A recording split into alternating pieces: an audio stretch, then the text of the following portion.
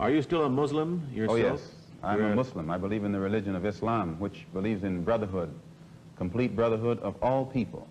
But at the same time that I believe in this brotherhood, I don't believe in forcing my desire for brotherhood upon those who aren't willing to accept it. Of course, I think the Christians would say that they also believed in brotherhood. What did you say to that? I'd say they believe in it, but don't practice it. That'd be a pretty good answer.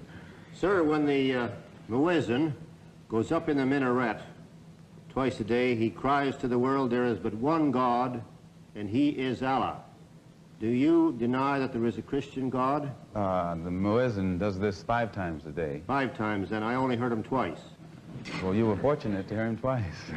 But he does this 5 times a day, and the same God that he says that he expresses the existence of is the God that the Christians profess to believe in themselves, and the God that the Jews believe in. One God, the creator of the universe.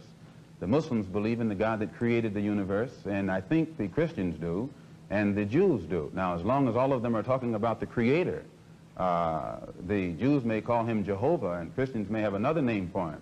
Those who are Arabic speaking refer to him as Allah. Well, we believe in the same God.